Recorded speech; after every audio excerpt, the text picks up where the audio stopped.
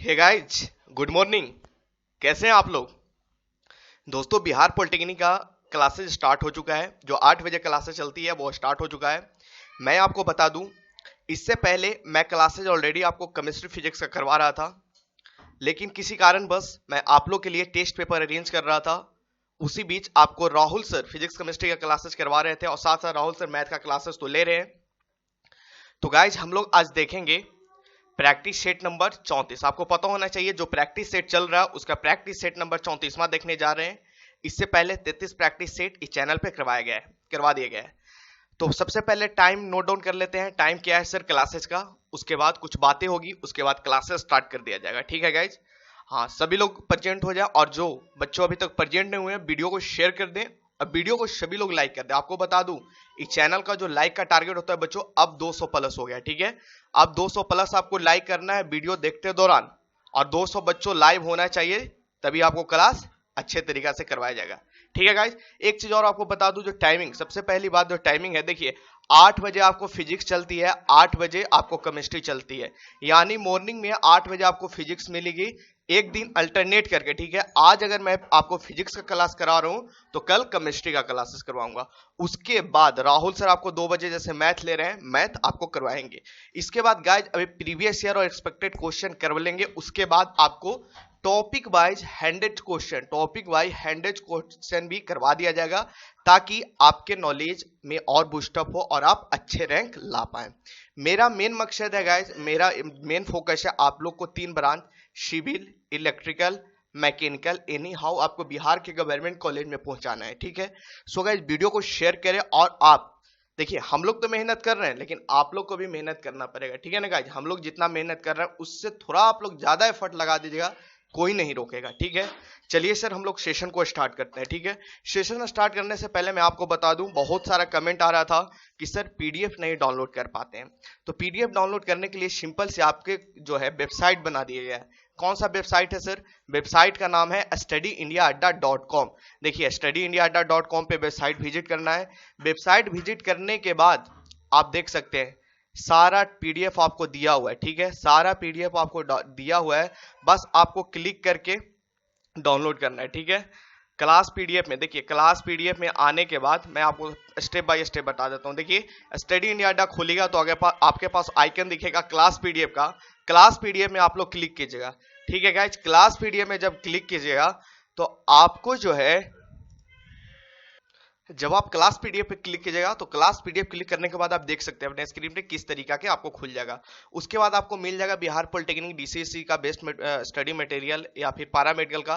तो आपको जिस चीज का डाउनलोड करना है उस पर क्लिक कर लीजिए। और देखिए मैं क्लिक किया हूँ। क्लिक करने के बाद आपको टॉप क्लास बाय क्लास देखिए पीडीएफ अपलोडेड है। सारा क्लासेस का पीडीएफ आपके स्क्रीन पे है। यहाँ से बस सिंपल से देखिए, फिजिक्स केमिस्ट्री 1 to 4 का पीडीएफ 23 24 क्लास तक पीडीएफ ऑलरेडी अपलोडेड है। बस आपको यहाँ पे डाउनलोड पे क्लिक करना है। डाउनलोड पे क्लिक करके आप आसानी से पीडीएफ को डाउनलोड कर सकते हैं। पीडीएफ तो हम लोग डाउनलोड कर लिए। तो सर पीडीएफ डाउनलोड करने के बाद क्या इसे बनाना जरूरी है? बिल्कुल बच्चों, पीडीएफ डाउनलोड करने के बाद आपको एक एटलीस्ट 2 बार उसे जरूर बनाएं। और मैं आपको आशा करता हूं कि आप यहाँ पे आप क्लास किए हैं तो आपको मुश्किल से 30 क्वेश्चन में 40 मिनट का टाइम लगेगा। ठीक है ना? 40 मिनट का टाइम लगेगा और आप आसानी से बना सकते हैं। अगर किसी क्वेश्चन में प्रॉब्लम होता है, बच्चों कहते हैं सर आंसर क्यों नहीं देते हैं? आंसर इसलिए नहीं देते हैं ताकि आप लोग खुद से बनाएं। ठीक है ना? खुद से बनाएं। अगर आपको लगे कि ये क्वेश्चन मेरे से नहीं बने तो वो क्वेश्चन को आप लोग सर्किल कर लें। सर्किल करके चैनल के माध्यम से आप लोग देख सकते हैं।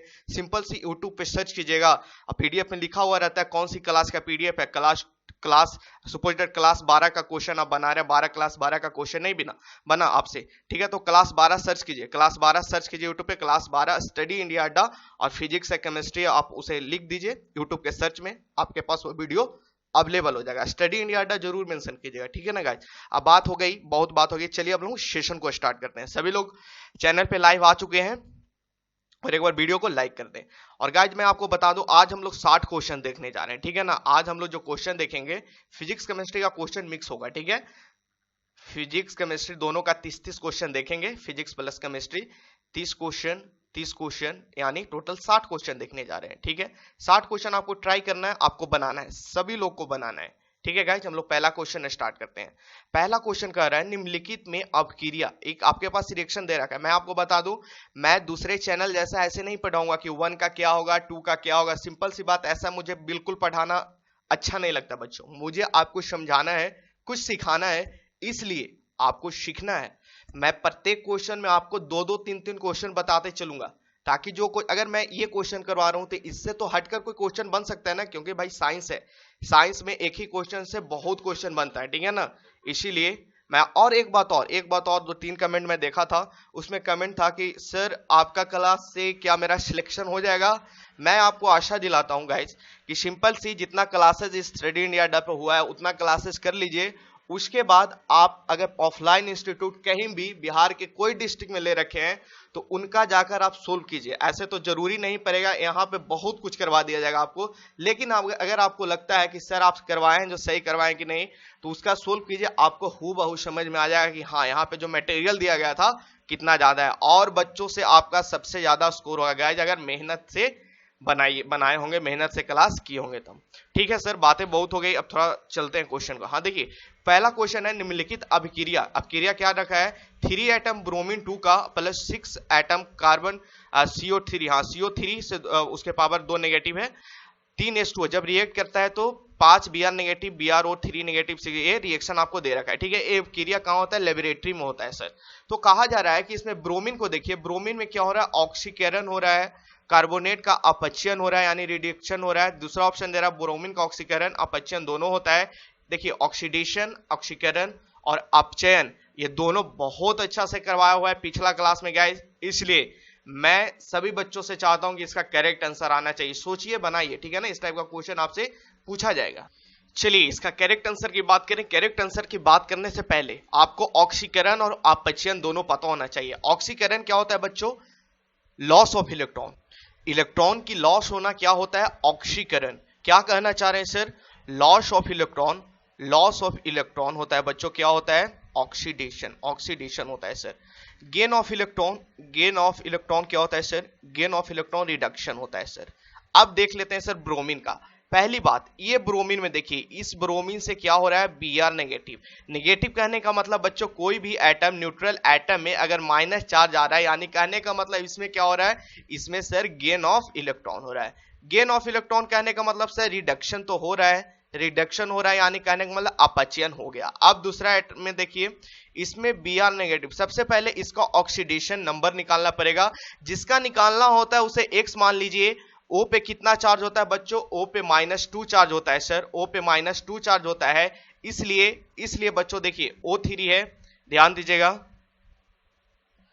O3 है यानी कहने का मतलब एक एटम पे -2 चार्ज, इसीलिए 3 एटम पे क्या हो जाएगा सर, -6 चार्ज, यानी चार्ज कितना है सर, -1 है। ठीक है बच्चों, यहां से x क्या आ जाएगा, -6 +6 उधर हो जाएगा -1, यानी कहने का मतलब कितना हो गया, 5 आ गया। ठीक है ना, 6 में से 1 जाएगा 5 आ जाएगा, यानी कहने का मतलब सर यहाँ पे कितना चार्ज आ जाएगा, +5 चार्ज कहने का मतलब सर लॉस ऑफ इलेक्ट्रॉन हो रहा है। क्या हो रहा है सर, लॉस ऑफ इलेक्ट्रॉन हो रहा है। यानी कहने का मतलब लॉस ऑफ इलेक्ट्रॉन कहने का मतलब बच्चों ऑक्सीडेशन हो रहा है, यानी ये रिएक्शन में ऑक्सीडेशन भी हो रहा है, अपचयन हो रहा है, दोनों हो रहा है। ब्रोमीन में ऑक्सीकरण भी हो रहा है, अपचयन हो रहा है, इसलिए ऑप्शन बी इसका करेक्ट आंसर हो रहा है। किन्हीं को डाउट नहीं होना चाहिए, मैं आपसे ये रिएक्शन पूछ रहा हूं, लेकिन आपसे तो दूसरा रिएक्शन भी पूछ सकता है भाई, दूसरा रिएक्शन पूछ सकता है ना, क्योंकि रिएक्शन तो बहुत तरीका का होता है। तो प्रोसेस समझिए कि ऑक्सीकरण कैसे निकालना है, अपचयन कैसे निकालना है। ठीक है बच्चों, नेक्स्ट क्वेश्चन की ओर हम लोग मूव ऑन करते हैं। हाँ जी बच्चों, नेक्स्ट क्वेश्चन देखिए, क्वेश्चन नंबर 2, सभी लोग से करेक्ट आंसर आना चाहिए। कॉन्सेप्ट को समझिए भाई, पिछला क्वेश्चन में बहुत सारा कॉन्सेप्ट समझाया, इसीलिए आपको टाइम लगा। नेक्स्ट क्वेश्चन देखिए, धारा प्रवाहित चालक में इलेक्ट्रॉनों का अनुगमन वेग निम्न में से किस पर निर्भर नहीं करती है। जो इलेक्ट्रॉन का फ्लो होता है, फ्लो ऑफ इलेक्ट्रॉन किस चीज पे डिपेंड नहीं करता है, वे आपसे पूछा जा रहा है गाइस सेकंड नंबर क्वेश्चन का। हूबहू इसे याद रखें सर, इसका भी कोई कॉन्सेप्ट है क्या, बिल्कुल इसका भी कॉन्सेप्ट है बच्चों। ठीक है, पहले आप लोग इसका करेक्ट आंसर बताएं, उसके बाद मैं आपको बताता हूं।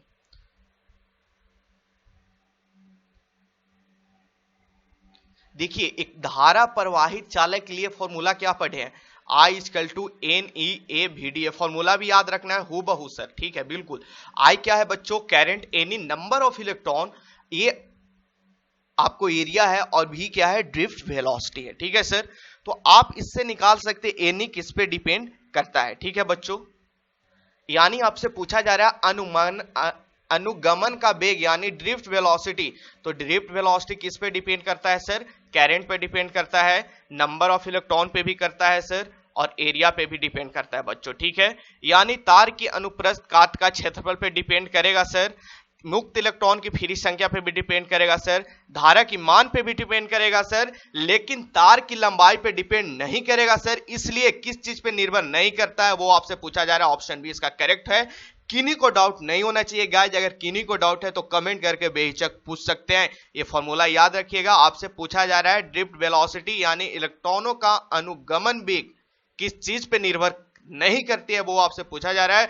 अगर आपसे पूछे कि इलेक्ट्रॉनों का अनुगमन वेग किस चीज पे निर्भर करती है, तो तार की अनुप्रस्थ काट का क्षेत्रफल पे, जिसे हम लोग देखिए एरिया बोल रहे हैं, मुक्त इलेक्ट्रॉन की संख्या पे भी निर्भर करती है और धारा पे भी निर्भर करते हैं। यानी कहने का मतलब सर, अगर धारा बढ़ाएंगे तो ड्रिफ्ट वेलोसिटी अनुगमन वेग भी बढ़ेगा, अगर एरिया क्षेत्रफल जो है बच्चों, एरिया ऑफ क्रॉस सेक्शन जो अनुप्रस्थ काट का क्षेत्रफल है उसे बढ़ाएंगे तो अनुगमन वेग घटेगा, नंबर ऑफ इलेक्ट्रॉन बढ़ाएंगे तो अनुगमन वेग घटेगा। देख सकते हैं, आप देखकर इसे इजीली समझ सकते हैं। नेक्स्ट क्वेश्चन गाइस, मेरा पढ़ाने का तरीका बिल्कुल ऐसा ही रहेगा बच्चों। ठीक है, बिल्कुल सिंसियर होकर पढ़ना।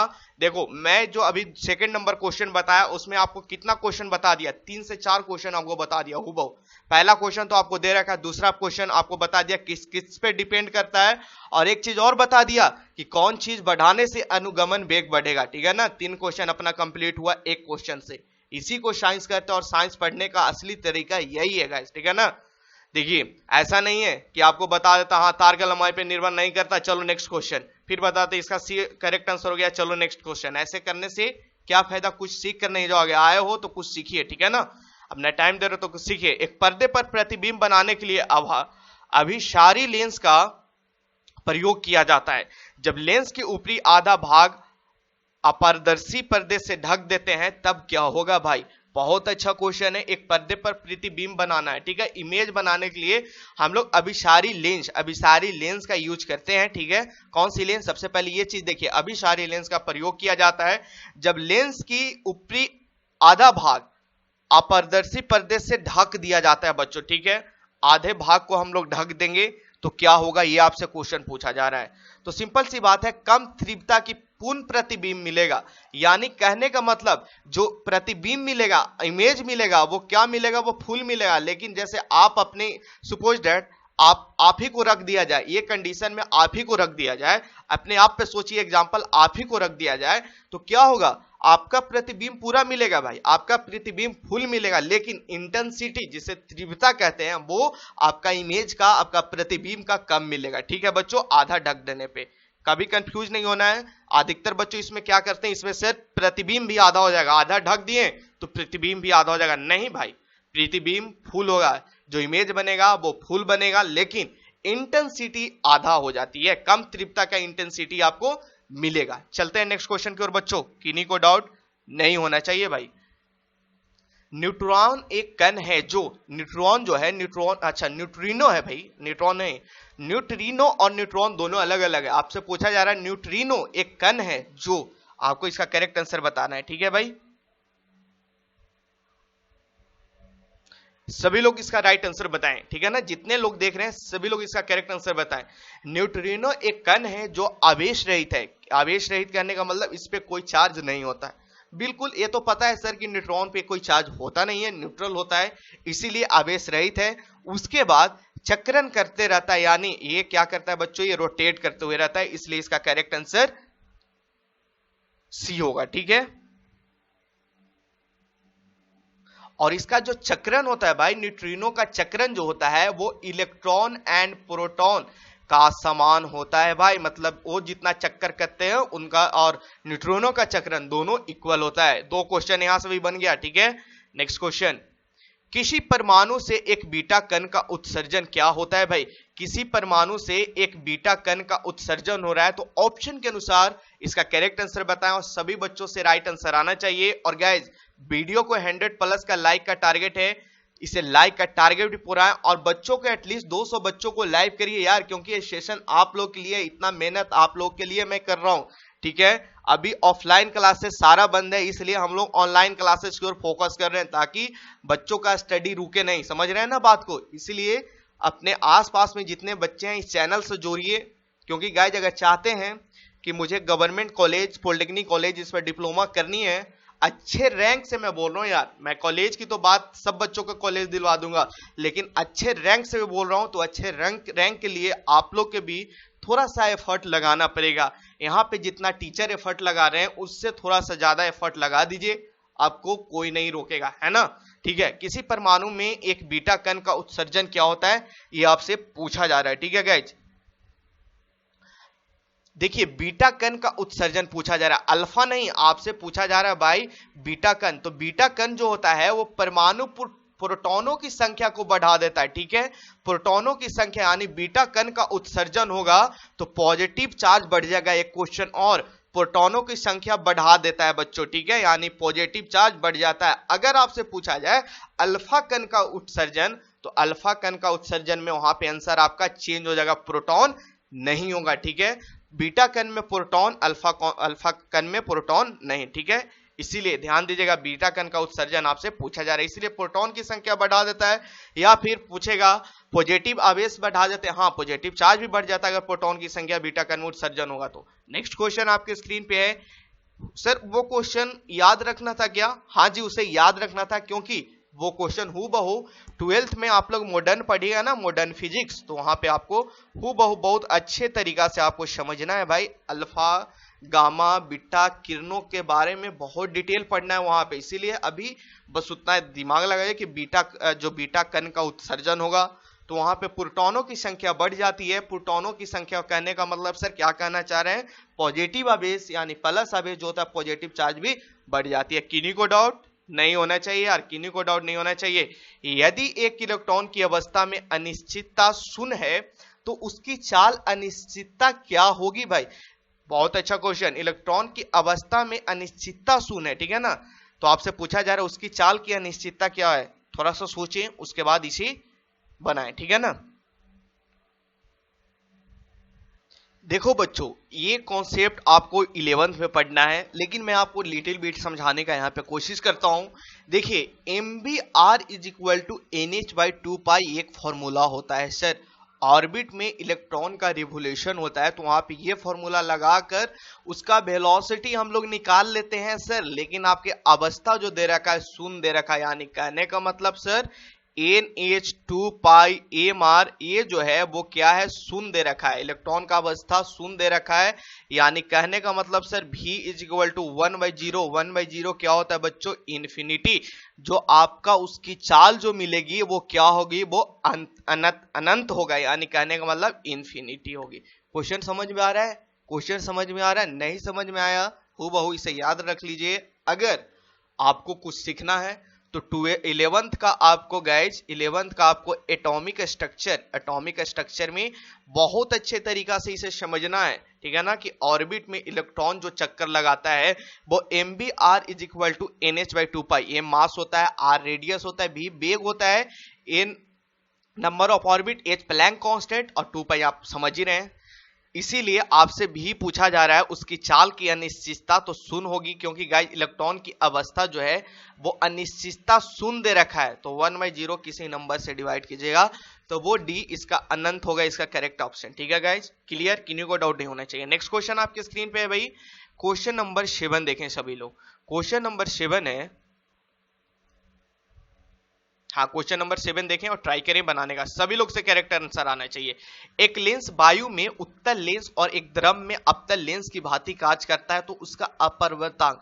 देखिए एक लेंस है वायु में, एयर में क्या है भाई, उत्तल लेंस, एयर में उत्तल लेंस और द्रव में लिक्विड में अवतल लेंस, ठीक है, अवतल लेंस है, भांति कार्य करता है तो उसका अपवर्तनांक आपसे पूछा जा रहा है, उसका रिफ्रैक्टिव इंडेक्स क्या होगा, उसका म्यू क्या होगा सर, ये आपसे पूछा जा रहा है। इस टाइप का क्वेश्चन तो सभी को करवाए हैं, इसीलिए सभी से करेक्ट आंसर आना चाहिए। और सभी बच्चों जो स्टार्टिंग से लेक्चर देख रहे हैं वो तो कर लेंगे, जो नहीं देखे हैं वो अभी घबराना नहीं है, अभी आपके पास टाइम है, बिल्कुल previous lecture class by class देख लीजिए। सिंपल सी यूट्यूब पे आप सर्च कीजिए स्टडी इंडिया अड्डा बिहार पॉलिटेक्निक, क्लास नंबर डाल दीजिए, वो लेक्चर आपके सामने हाजिर हो जाएगा। ठीक है ना गाइस, जितना आपको करना पड़ेगा। देखिए अब मैं कहना क्या चाह रहा हूं इस क्वेश्चन में, समझिएगा। एक लेंस जो वायु में उत्तल लेंस का कार्य करता है, क्वेश्चन में दे रखा है, और द्रव में अवतल लेंस का कार्य करेगा।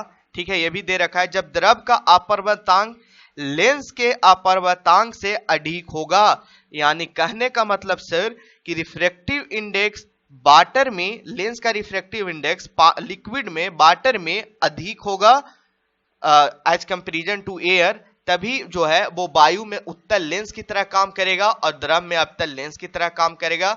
इसीलिए इसका करेक्ट आंसर की बात करें तो ऑप्शन के अनुसार वायु से अधिक लेकिन उस द्रव में कम होगा गाइज। बहुत अच्छा, सभी को समझ में आना ये चाहिए, इसे हूबहू याद रखिए। इसका कॉन्सेप्ट आपको पढ़ना है, ऐसा नहीं है कि इसे रटना है, इसका कॉन्सेप्ट भी पढ़ना है, लेकिन अभी जिस लेवल पे आप हैं इसे हूबहू याद कर लीजिए। ठीक है ना।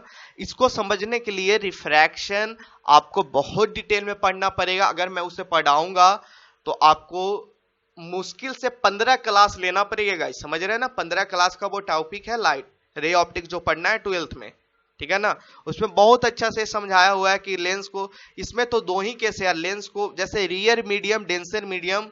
चलिए मैं बहुत आगे बढ़ रहा हूं, बस उसे हूबहू याद रखिएगा कि वायु में उत्तल और द्रव में अवतल लेंस कार्य कब करेगा, जब वायु से अधिक अपवर्तनांक जो होगा वो वायु से अधिक होगा लेकिन उस द्रव में से कम होगा। ठीक है, इसे याद रखिएगा। Next question guys, next question आपके पास स्क्रीन पे है। हाँ, ये क्वेश्चन समझाऊंगा, हूबहू क्वेश्चन में आपको समझाऊंगा, बिल्कुल टेंशन नहीं लेना है क्वेश्चन में। क्वेश्चन नंबर 8 सभी लोग ट्राई करें, नहीं आता है मैं आपको इस क्वेश्चन को समझाऊंगा। क्वेश्चन समझिए, इस टाइप का क्वेश्चन, एक क्वेश्चन हूबहू। और 2020 के लिए इंपॉर्टेंट, 2020 के लिए इंपॉर्टेंट ये वाला क्वेश्चन, और इससे पहले से पहले एक क्वेश्चन करवाया था ना, वो भी क्वेश्चन बहुत इंपॉर्टेंट है। जो अनिश्चितकालीन के लिए इन्फिनिटी आंसर आया था, वो भी 2020 के लिए बहुत ज्यादा इंपॉर्टेंट है। ये क्वेश्चन वेरी आई होना चाहिए सभी लोग से। जिनसे बन गया बहुत अच्छी, जिनसे नहीं बना वो थोड़ा सा कोऑपरेट कीजिएगा, सीखिएगा। जिनसे बन गया वो भी सीखिए, जिनसे नहीं बना उनको तो सीखना जरूरी है यार। ठीक है गाइज, चलिए गाइज इसका हम लोग सॉल्यूशन करते हैं। सॉल्यूशन सिर्फ सीखेंगे, कॉन्सेप्ट सीखेंगे। एक होती है व्हीट स्टोन ब्रिज, नाम सुने हैं, उसी कॉन्सेप्ट को लगाकर बनाना है भाई सभी बच्चों। देखिएगा, इसे एक मान लीजिए, इसे दो मान लीजिए, इसे तीसरा मान लीजिए, इसे चौथा मान लीजिए। ठीक है सर, इसे बस सब सरियाइए। ठीक है ना, व्हीट स्टोन ब्रिज में इसे सजा दें। अब देखिए, सपोज दैट इसे हम लोग क्या मानते हैं, इसे हम लोग देखिए, इसे तीसरा जंक्शन यहाँ, दूसरा जंक्शन है यहाँ, 3 और 2 के बीच 10 ओम का रेजिस्टेंस लगा हुआ है सर। 10 ओम लगा दिए। देखिए 3 और 2 के बीच 10 ओम का रेजिस्टेंस लगा हुआ है, 10 ओम लगा दिए सर। अब जो सर 3 और 1 के बीच, एक यहां ले लीजिए, 1 और 3 के बीच कितना ओम का रेजिस्टेंस लगा हुआ है सर, 1 और 3 के बीच 4 ओम का रेजिस्टेंस लगा हुआ है। 1 और 2 के बीच 2 ओम का रेजिस्टेंस लगा हुआ है, 1 और 2 के बीच 2 ओम का रेजिस्टेंस लगा हुआ है। उसके बाद 3 और 4 के बीच, 3 और 4 के बीच, इसे 4 मान लीजिए, इसे हम लोग 3 माने थे। 3 और 4 के बीच जो आपको रेजिस्टेंस में लगा हुआ है वो 8 ओम का लगा हुआ है, 8 ओम का सर। उसके बाद 2 और 4 के बीच, 2 और 4 के बीच 4 ओम का सर, 4 ओम का। इस टाइप से कुछ है सर्किट सर, ए और बी। आप इसे इजी से बना सकते हैं, सिंपल सी बात है। व्हीट स्टोन ब्रिज है, इसका रेशियो, ये रेजिस्टेंस और ये रेजिस्टेंस का रेशियो कितना आ रहा है, 1/2। 4 डिवाइडेड बाई 8 कीजिएगा, 1/2। और इस रेजिस्टेंस का रेशियो 1/2 हो रहा है। यानी कहने का मतलब R1/R2 is equal to R3/R4 का रेशियो अगर बराबर आता है तो ये रेजिस्टेंस जो है वो काम नहीं करेगा, ये रेजिस्टेंस जो है काम नहीं करेगा। मैं नहीं बोल रहा हूं, ये कौन बोल रहे हैं, व्हीट स्टोन नाम का एक व्यक्ति व्हीट स्टोन ब्रिज दिया था, वही लॉ के अनुसार ये रेजिस्टेंस काम नहीं करेगा, क्योंकि ये रेजिस्टेंस और ये रेजिस्टेंस का रेशियो और ये रेजिस्टेंस का रेशियो सेम है। ठीक है सर, यहां तक क्लियर है सर। उसके बाद सिंपल से अपने पास जो सर्किट आ गया बच्चों, वो कुछ इस टाइप से सर्किट आ गया।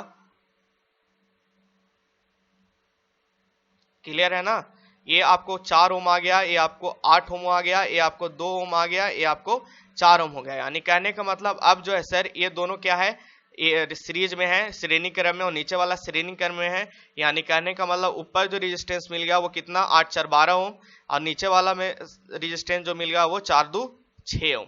अब ये पैरेलल में हो गया सर, तो पैरेलल में आप आर इक्विवेलेंट ऐसे निकालते हैं, 12 गुने 6 प्लस 12 प्लस 6, यानी कहने का मतलब 12 छक 72, 72 बाई 12 6 18, यानी कहने का मतलब 18 चौक 72।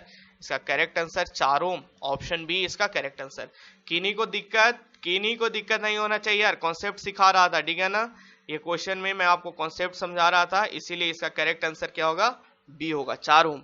चलते हैं नेक्स्ट क्वेश्चन की ओर, ठीक है, कंफ्यूज मत होना है, इसका करेक्ट आंसर बिल्कुल बी होगा। मैं फिर से समझा रहा हूं, सिंपल सी बात है, ये रेजिस्टेंस काम नहीं करेगा ड्यू टू व्हीटस्टोन ब्रिज। उसके बाद ए और ए दोनों आपस में क्या आ गया, सीरीज में, और ए आपस में सीरीज में आ गया। सीरीज में आ गया तो कहने का मतलब ऊपर में क्या होगा, 8 4 12 और नीचे में 4 2 6, अब आपस में पैरेलल में आ गया, इसीलिए 12 इंटू 6 और 12 प्लस 6, यानी 12 छक 72 बाई 18, 18 चौक 72, ऑप्शन बी इसका करेक्ट आंसर, आर इक्विवेलेंट 4 ओम। चलते हैं नेक्स्ट क्वेश्चन की ओर। फिजिक्स से गाइस, इसीलिए थोड़ा टाइम देकर तो समझाना ही पड़ेगा।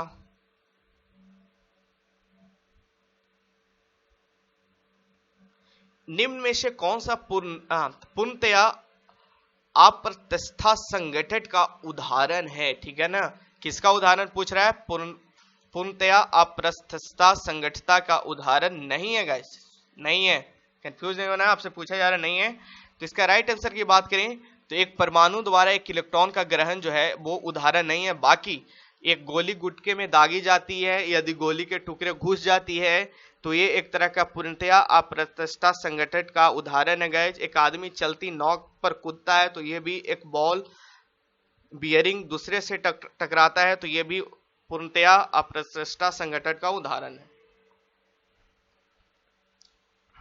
नेक्स्ट क्वेश्चन आपके स्क्रीन पे है, अच्छा क्वेश्चन है, बहुत अच्छा क्वेश्चन है। निम्न चित्र में से केंद्र पर चुंबकीय प्रेरणा, अब इसे भी हमको समझाने में बहुत ज्यादा टाइम लग जाएगा। मैग्नेटिक में सेंटर पे आपसे पूछा जा रहा है केंद्र पे, यानी मैग्नेटिक फील्ड बताइए कहां पे सर, सेंटर पे। इसे हूबहू याद रख लीजिए, ठीक ना। ये फॉर्मूला है, 12th में पढ़ना होता है, magnetic effect of current, sorry magnetic effect of current नहीं, मैग्नेटिज्म नाम का एक चैप्टर है, उस चैप्टर में इसे बहुत अच्छा तरीका से पढ़ना है कि एक्सिस पे क्या होगा, सेंटर पे क्या होगा, ठीक है ना। तो आपको सिंपल सी बस याद रखना है केंद्र ओ पर चुंबकीय प्रेरणा क्या होगी, ये आपसे पूछा जा रहा है। तो हूबहू इसे याद रख लीजिएगा, क्या होता है, mu node I by 4 into 1 by R1 minus 1 by R2। आई यहाँ पे करंट है बच्चों, ठीक है, हूबहू इसे याद रखना है, इसे कुछ दिमाग नहीं लगाना, ऑप्शन ए इसका करेक्ट आंसर होगा। नेक्स्ट क्वेश्चन की ओर मूव ऑन करते हैं। एक गैल्वेनोमीटर का प्रयोग वोल्टामीटर की तरह करने के लिए, बहुत अच्छा क्वेश्चन और very very important question for 2020। मैं फिर से बोल रहा हूं, मेरा जो वेरी वेरी इंपॉर्टेंट क्वेश्चन करवाया हुआ होता है वो हूबहू आने की पॉसिबिलिटी बहुत ज्यादा होता है बच्चों, ठीक है। मैं ऐसे ही नहीं वेरी वेरी इंपॉर्टेंट करवा देता हूं, VVI कुछ सोच कर करवाता हूं। जो VVI मैं लगवाया हूं उसे एक बार एग्जाम से पहले जरूर बनाकर जाइएगा, ठीक है ना, अगर चाहते हैं सिविल मैकेनिकल इलेक्ट्रिकल आपको ब्रांच मिले तो। क्वेश्चन है, गैल्वेनोमीटर का प्रयोग वोल्टामीटर की तरह करने के लिए क्या करना पड़ेगा। रेजिस्टेंस जो प्रतिरोध लगाएंगे वो उच्चतर लगाएंगे या फिर निम्न लगाएंगे, श्रेणी क्रम में लगाएंगे या समांतर में लगाएंगे, फटाफट सभी लोग से करेक्ट आंसर आना चाहिए गाइस, ठीक है ना। ये बच्चों श्रेणी क्रम में, इसे देखिए श्रेणी क्रम में उच्च प्रतिरोध यानी हाई रेजिस्टेंस लगाएंगे सीरीज में, तब जो है गैल्वेनोमीटर को हम लोग वोल्टामीटर में यूज कर सकते हैं। एक क्वेश्चन आपसे ये भी पूछा जाता है कि गैल्वेनोमीटर को वोल्टामीटर में यूज करने के लिए किस तरीका का चीज करना पड़ेगा, रेजिस्टेंस कैसा जोड़ना पड़ेगा। तो रेजिस्टेंस सीरीज में श्रेणी क्रम में, और जो रेजिस्टेंस लगेगा वो क्या होगा, हाई रेजिस्टेंस, हाई प्रतिरोध, ठीक है, इसलिए इसे याद रखिएगा। और दूसरी बात, गैल्वेनोमीटर से एमीटर वाला क्वेश्चन मैं पहले भी करवा दिया हूं, वो भी क्वेश्चन वेरी वेरी इंपॉर्टेंट है, वो भी क्वेश्चन आपको वेरी वेरी आई लगवाए थे।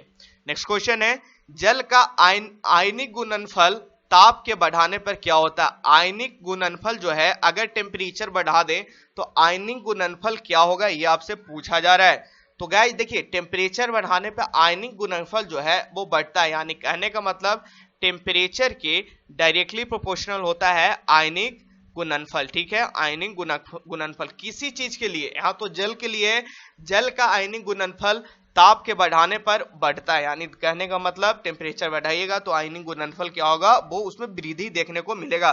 किन्हीं को डाउट? बिल्कुल नहीं डाउट होना चाहिए, ठीक है।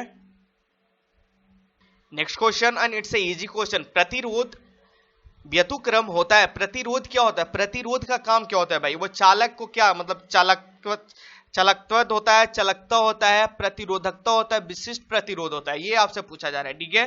तो इसका राइट करेंगे बात, राइट ऑप्शन की बात करें भाई तो वो चालकत्व होता है, ठीक है। चालकत्व, सॉरी गाइस, छलक, ठीक है ना। पानी पी लेता हूं यार थोड़ा सा।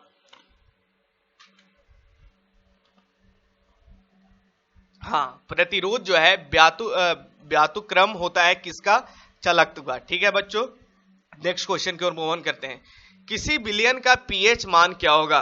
किसी विलयन का पीएच मान क्या होगा? किसी सॉल्यूशन का पीएच क्या होता है? सर मुझे इतना बार आप समझाए हैं, इतना बार रटवाए हैं, मैं बोल बोल के रटवाया हूं प्रीवियस क्लास में कि पीएच जो होता है वो माइनस लॉग एच पॉजिटिव होता है। इस क्वेश्चन भी वेरी वेरी इंपॉर्टेंट है, ये क्वेश्चन बहुत ज्यादा इंपॉर्टेंट है आपसे। अगर देखिए, या फिर इसे ऐसे भी लिख सकते हैं, बस खेल है भाई, लॉग माइनस हटा देंगे तो क्या हो जाएगा? 1/h पॉजिटिव, या दोनों में से देख लीजिए, दोनों में से कोई ऑप्शन में है? Minus log H positive, minus log H positive नहीं है सर, लॉग 1/h पॉजिटिव है, यानी ऑप्शन बी इसका राइट आंसर है। चलिए बहुत अच्छे, सभी बच्चों राइट आंसर दे रहे हैं। अब वीडियो को लाइक करें यार, मुझे 100+ लाइक सेशन के दौरान चाहिए, ठीक है ना, तभी सेशन कंटिन्यू रहेगा। अब वीडियो को शेयर करें, ठीक है, वीडियो को शेयर करें, बच्चों को जोड़ें। इतना बेहतरीन क्लास मैं हूबहू चाहता हूं ना कि आप लोगों को फीलिंग जो क्लास में एज यूजुअल मैं जो क्लास में फीलिंग देता हूं, वही क्लास जो डिजिटल क्लास चल रहा है वो फीलिंग यहाँ पे भी आ जाए। क्यों नहीं आएगा? आप सिंसियर है, हम सिंसियर है, तो जाहिर सी बात है वो फीलिंग आएगा। बस इसी फीलिंग से स्टडी कीजिए। पीएच जो होता है वो लॉग एच पॉजिटिव या फिर माइनस लॉग एच पॉजिटिव, ठीक है बच्चों। तो लॉग 1/h पॉजिटिव ये मिल रहा है, इसलिए इसका राइट आंसर बी हो जाएगा। नेक्स्ट क्वेश्चन है, किसी रेडियो एक्टिव तत्व का 6 नियंत्रक लैम्डा है, ठीक है, 6 नियंत्रक लैम्डा है, तब इसकी अर्ध आयु और आयु क्रमशः क्या होगी? अर्ध आयु आपसे पूछा जा रहा है क्या होगी और आयु क्रमशः क्या होगी? सर इसे याद रखें, बिल्कुल बच्चों इसे याद रखेंगे, इस चीज को याद रखेंगे। क्या होगी? जो अर्ध आयु होगी, हाफ लाइफ, हाफ लाइफ यानी कहने का मतलब टी हाफ जो होगा वो क्या होगा? लॉग E2/लैम्डा, और जो आयु क्रमशः होगी बच्चों, आयु क्रमशः जिसे बोले वो 1/लैम्डा होगा। इसीलिए ऑप्शन बी इसका करेक्ट आंसर होगा। सर आप तो बोल दिए इसे याद रखें, जी हाँ, ये फॉर्मूला है, हूबहू फॉर्मूला है, इसे बिल्कुल याद रखना है बच्चों, क्योंकि फॉर्मूला को याद ही रखा जाता है, इसका कोई कॉन्सेप्ट नहीं है। इस चीज के बारे में मैं बोल रहा हूं, फिर से मॉडर्न फिजिक्स में बहुत डिटेल में पढ़ना है। जब 12th में जो बच्चों पढ़े हैं उन्हें तो कुछ समझ में आ रहा होगा सर क्या बोलना चाह रहे हैं, नहीं तो आप 10th लेवल पे हैं, कोई बात घबराना नहीं है। इस चीज को याद रख लीजिए कि रेडियो एक्टिव में 6 नियंत्रक लैम्डा है, तब इसकी अर्ध आयु जो होगी लॉग E/2 लैम्डा होगी और आयु क्रमशः 1/लैम्डा होगा। किन्हीं को डाउट नहीं होना चाहिए। नेक्स्ट क्वेश्चन है, यह अभिक्रिया CuSO4 प्लस Zn जो अभिक्रिया करके क्या बनाता है? ZnSO4 यानी जिंक सल्फेट बनाता है और कॉपर सल्फेट से कॉपर को डिस्प्लेस कर देता है। तो ये अभिक्रिया क्या है? ये इस क्वेश्चन को सभी लोग करेक्ट आंसर दें। ये क्वेश्चन है बच्चों प्रतिस्थापन अभिक्रिया। क्या है? इस रिएक्शन को हम लोग कहते हैं प्रतिस्थापन। क्या हो रहा है भाई इस रिएक्शन में? क्या हो रहा है सर इस रिएक्शन में? क्या हो रहा है सर? देखिए जिंक जो है, जिंक क्या कर रहा है बच्चों, वो कॉपर को डिस्प्लेस कर दे रहा है, कॉपर को कह रहा है भाग तू, सल्फेट के छोड़ के भाग, और हमने सल्फेट के साथ मुझे रहना है। तो वही कह रहा है, देखिए जिंक जो है कॉपर को भगा दिया, कॉपर को अलग कर दिया और सल्फेट के साथ खुद अपने सल्फेट के साथ मिलके ZnSO4 जिंक सल्फेट बना लिया। इस टाइप को रिएक्शन को प्रतिस्थापन अभिक्रिया कहते हैं। और दूसरी बात, सर कोई भी एलिमेंट किसी को डिस्प्लेस कर देगा क्या? कोई भी एलिमेंट किसी को डिस्प्लेस कर देगा? बिल्कुल नहीं बच्चों। रिएक्टिविटी सीरीज टेलीग्राम आप लोग ज्वाइन कर लीजिए, टेलीग्राम का लिंक डिस्क्रिप्शन बॉक्स में दिया हुआ है, वहां पे मैं बताया है जो रिएक्टिविटी सीरीज में ऊपर में होगा यानी हाईली रिएक्टिव होगा, उसका वो प्रॉपर्टी होती है कि कम रिएक्टिव एलिमेंट्स को डिस्प्लेस करना। आप भी जैसे आप ज्यादा ताकतवर है तो आप दूसरे को लड़ाई में हरा दीजिएगा, इसीलिए जो ज्यादा ताकतवर एलिमेंट होता है, ज्यादा रिएक्टिव एलिमेंट होता है, वो कम एलिमेंट को कहता है तुम भाग जाओ, उसके साथ मुझे रहना है गाइस, ठीक है, क्लियर। नेक्स्ट क्वेश्चन है, क्वेश्चन नंबर 17 देखिए, साइंस को एज अ फनी, फनी कहने का मतलब समझिए भाई, साइंस रटने का चीज नहीं है। मैं बार बार बोलता हूं, साइंस रटने से कब तक, साइंस से कब तक रट के चलिए यार, साइंस को समझिए। Science is all about natural phenomena, जो घटित होती है उसके बारे में ही साइंस का थ्योरी बनता है ना। हिस्ट्री नहीं है कि वो ऐसा हो गया, ऐसा हो गया, उसे रट लें, ये साल मर गया, ये साल में वो मरा था, ये साल में उसका जन्म हुआ था, ये ऐसे नहीं है। साइंस का हर एक कॉन्सेप्ट एक नेचुरल फिनोमिना होता है, वो कर होता है, उस पे वो आधारित होता है प्रत्येक थेसिस। आज के बाद याद रखिएगा गाइस, ठीक है। चालक का प्रतिरोधकता निम्न में से किस पर निर्भर करती है? चालक का प्रतिरोधकता यानी रेजिस्टेंस है, वो किस चीज पर निर्भर करती है, ये आपसे पूछा जा रहा है बच्चों, ठीक है। प्रतिरोधकता यानी रेजिस्टिविटी, सॉरी मैं गलत बोल रहा हूं, मैं प्रतिरोध, आपसे पूछा जा रहा है बच्चों रेजिस्टिविटी किस। मैं बताया था, ये क्वेश्चन बीबीआई करके बताया था, और जो बच्चों देखे हैं पूरा लेक्चर उन्हें याद है कि सर जो रेजिस्टेंस होता है, प्रतिरोध, वो लेंथ और एरिया दोनों पे डिपेंड करता है। लेकिन सर रेजिस्टिविटी जो होता है, रेजिस्टिविटी प्रतिरोधकता, इसका बात हो रहा है बच्चों। रेजिस्टिविटी जो होता है वो मटेरियल का प्रॉपर्टी है सर, मटेरियल का प्रॉपर्टी है, ठीक है ना, मटेरियल का प्रॉपर्टी है। इसलिए वो धातु पे निर्भर करेगा, किस टाइप का धातु है, ठीक है बच्चों। इसलिए किस पर निर्भर करती है प्रतिरोधकता, तो वो धातु होगा, ठीक है। 17 का करेक्ट आंसर डी होगा बच्चों। किन्हीं को डाउट? लंबाई अनुप्रस्थ काट का क्षेत्रफल, आपसे एक क्वेश्चन और मेरे तरफ से, अगर क्वेश्चन कहा जाता है रेजिस्टेंस या फिर क्वेश्चन कहा जाता है प्रतिरोध, प्रतिरोध किस में निर्भर करता है, तो प्रतिरोध और रेजिस्टेंस जो है बच्चों वो लंबाई और एरिया पे डिपेंड करता है, अनुप्रस्थ की काट की क्षेत्रफल, यानी ए और बी उसके लिए राइट आंसर होगा। लेकिन प्रतिरोधकता है एक तरह का मटेरियल प्रॉपर्टी है, इसलिए वो धातु पे निर्भर करता है। क्लियर? किन्हीं को डाउट? सभी लोग से करेक्ट आंसर आना चाहिए गाइस, साइंस पढ़ रहे हैं। एक तत्व का परमाणु क्रमांक 30 है, परमाणु भार 65 है, तो प्रोटॉनों और न्यूट्रॉनों की संख्या, सिंपल सी बात है सर, जो परमाणु क्रमांक होता है वही जो क्या होता है, वही प्रोटॉनों की संख्या होती है। तो इसलिए प्रोटॉन की संख्या कितना हो गया, 30 हो गया। अब सर न्यूट्रॉन की संख्या निकालना है, तो न्यूट्रॉन की संख्या निकालने के लिए परमाणु भार में से परमाणु क्रमांक यानी प्रोटॉन की संख्या घटा देंगे तो न्यूट्रॉन की संख्या आ जाएगी। यानी 65 में से 30 घटा देंगे तो 5, 6 में से 3 या 3, 35, यानी 30 और 35 किसका राइट आंसर होगा? किन्हीं को डाउट? किन्हीं को डाउट है भाई? तो इसका राइट आंसर होगा बच्चों ऑप्शन डी, ठीक है, 30 और 35। आज के बाद ये क्वेश्चन भी बीबीआई होना चाहिए बच्चों, इसलिए क्योंकि ये क्वेश्चन आपके 10th लेवल का बहुत अच्छा कॉन्सेप्ट है, ठीक है। 10th लेवल पे बहुत अच्छा कॉन्सेप्ट है। परमाणु क्रमांक जो होता है बच्चों वो इलेक्ट्रॉन, एक न्यूट्रल एटम में इलेक्ट्रॉन के भी बराबर होता है, ठीक है। जेड होता है वो प्रोटॉन के बराबर होता है और इलेक्ट्रॉन के भी बराबर होता है। न्यूट्रल एटम में बात कर रहा हूं, कंडीशन है यहाँ पे, कंडीशन है न्यूट्रल एटम है, ठीक है। गलत करके आइएगा फिर सर से बोलिएगा कि सर यहाँ पे इलेक्ट्रॉन भी आप बोले थे, इलेक्ट्रॉन में बोल रहा हूँ, न्यूट्रल एटम की मैं बात कर रहा हूँ, ठीक है। अगर उस पे किसी तरीका के चार्ज है तो वहां पे कॉन्सेप्ट थोड़ा सा चेंज कर देना पड़ेगा, थोड़ा सा सोचना पड़ेगा। न्यूट्रल एटम के लिए बिल्कुल परमाणु क्रमांक के बराबर होता है इलेक्ट्रॉन की भी संख्या। अब परमाणु भार तो आप बता दिए सर कि परमाणु भार जो होता है, एटॉमिक मास जो होता है, क्या होता है बच्चों?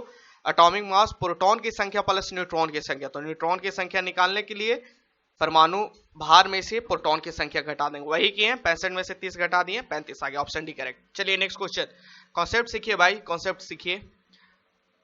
जस्ट होल्ड अ सेकेंड यार, पूरा इरेज कर लेता हूं। हाँ चलिए नेक्स्ट क्वेश्चन, क्वेश्चन नंबर, कौन से क्वेश्चन की बात कर रहे हैं? क्वेश्चन नंबर 19 देखें सभी लोग। सल्फ्यूरिक अम्ल की ब्लीचिंग पाउडर पर क्रिया से कौन सी गैस मुक्त होती है? कौन सी गैस रिलीज होगी जब, क्या कहा जा रहा है सर, H2SO4 रिएक्ट करता है ब्लीचिंग पाउडर के साथ। ध्यान दीजिएगा, बेकिंग सोडा नहीं, ब्लीचिंग पाउडर। अक्सर बच्चों कंफ्यूज करते हैं, किसके साथ रिएक्शन कर रहा है? हाँ, sulphuric acid bleaching powder. Bleaching powder कहने का मतलब सर CaOCl2, ब्लीचिंग पाउडर याद होना चाहिए, CaOCl2 को ब्लीचिंग पाउडर कहते हैं बच्चों, हुबहू याद रखिए फॉर्मूला, वेरी वेरी इंपॉर्टेंट, ठीक है। जब रिएक्ट करता है तो कौन सी गैस बनेगा, ये आपसे क्वेश्चन पूछा जा रहा है गाइस। तो ये तो क्लोरीन बनता है, लेकिन एज ए टीचर मुझे रिएक्शन भी बताना बहुत ज्यादा जरूरी है। नहीं तो कहिएगा सर आप तो आधा अधूरा पढ़ा कर चलेंगे, बिल्कुल नहीं, मैं पूरा पढ़ाऊंगा, पूरा मेहनत करूंगा, लेकिन रिजल्ट भी आपसे मांगूंगा गाइस, ठीक है। जो रिएक्शन बनता है वो कैल्शियम सल्फेट, क्या, CaSO4 plus Cl2 plus H2O, हाँ H2O भी बनता है भाई, 1 मोल वाटर मिलता है। तो कौन सी गैस मुक्त होती है बच्चों, तो क्लोरीन गैस जो है वो मुक्त होती है। ऑप्शन सी इसका करेक्ट आंसर। हूबहू इस रिएक्शन को याद रखना है। रिएक्शन से ज्यादा इंपॉर्टेंट ब्लीचिंग पाउडर का सूत्र याद रखना है। ब्लीचिंग पाउडर का सूत्र कैल्शियम OCl2 CaOCl2 होता है, ठीक है, कैल्शियम ऑक्सीक्लोराइड। नेक्स्ट क्वेश्चन आपके स्क्रीन पे है बच्चों, ब्लीचिंग पाउडर का रासायनिक name, it's a very very important question, it's a very very important question, ठीक है ना। रासायनिक नाम आपसे पूछा जा रहा है ब्लीचिंग पाउडर का, मुझे सभी से इसका आंसर आना चाहिए 22-20 का बच्चों।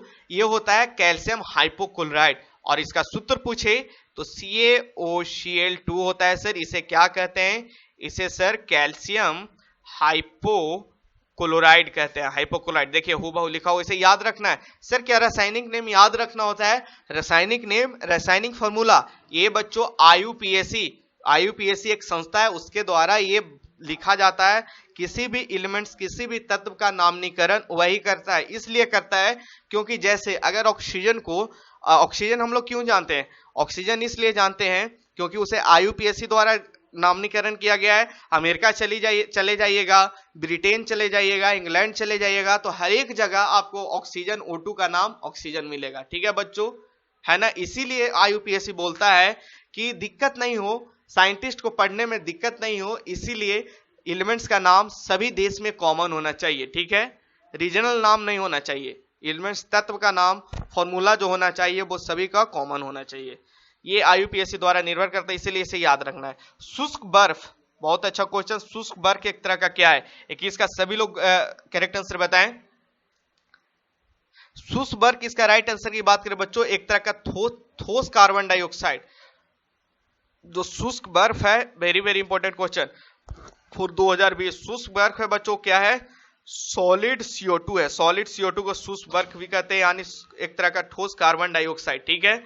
अब मैं आपको बताता हूं, जो बच्चों यहाँ पे रेगुलर क्लासेज कर रहे हैं उन लोग, आप लोग लास्ट में देखिएगा, आपके पास जो मैं बता रहा हूं ना, डेली लगभग हम लोग 100 क्वेश्चन कर रहे हैं, ठीक है ना। अभी एग्जाम आने में मिनिमम 2 से 3 मंथ टाइम है, 2 मंथ तो मान लीजिए, 2 महीना के बाद ही एग्जाम होगा, अभी लॉकडाउन का कंडीशन है, तो आप सोच सकते हैं कितना ज्यादा आपको 10-12 हजार क्वेश्चन तो हूबहू आपके मुंह पे याद रहेगा। और 10-12 हजार में जो क्वेश्चन आप कर लीजिएगा ना गाइस, जो बहुत इंपॉर्टेंट क्वेश्चन करवा रहा है, इसीलिए सेशन जो है उससे सीरियस होकर देखिए, ठीक है ना। जैसे और चैनल पे लोग टाइम पास करते रहते हैं, वैसे बिल्कुल टाइम पास नहीं करना है। और राहुल सर बोले हैं कि चैनल पे वही पढ़ेगा जो बच्चा सीरियस होगा। इस चैनल का पॉलिसी है, समझिए ना, इस चैनल का पॉलिसी है, जब भी क्लास चलता है तो जो सीरियस बच्चे हैं उन्हीं को पढ़ाया जाता है। बाकी जो बच्चे हैं अगर किसी तरीका का डिजिटल क्लासरूम में डिस्टर्बेंस कर रहे हैं तो उन्हें सिंपली इस चैनल से हाइड कर दिया जाता है, या चैनल से भगा दिया जाता है, नहीं भाई आप जाइए दूसरे चैनल पे, ठीक है। इसलिए नेक्स्ट क्वेश्चन आपसे पूछा जा रहा है गाइस, सभी लोग से करेक्ट आंसर आना चाहिए। सोडियम धातु को निम्न में से किसमें संग्रहित करना चाहिए, सोडियम धातु को कैसे रखना चाहिए। सोडियम धातु को बच्चों मिट्टी के तेल में रखा जाता है। सोडियम, आपसे पोटेशियम में पूछे तो पोटेशियम धातु को भी मिट्टी के तेल में रखा जाता है। क्यों सर, ऐसा क्यों किया जाता है, ऐसा इसलिए किया जाता है बच्चों कि सोडियम धातु जो होता है वो हाईली रिएक्टिव मेटल है, यानी कहने का मतलब वो वायु में आता है, एयर के प्रेजेंस में वो बहुत जल्दी ही अभिक्रिया कर जाता है, अभी बहुत जल्दी ही वो रिएक्शन करने लगता है। यानी जैसे सोडियम का ये टुकड़ा है, अगर वो डायरेक्ट एयर में रख दीजिएगा तो वो क्या होगा, वो जलने लगेगा, जलकर वो रिएक्शन कर जाएगा बच्चों, ठीक है।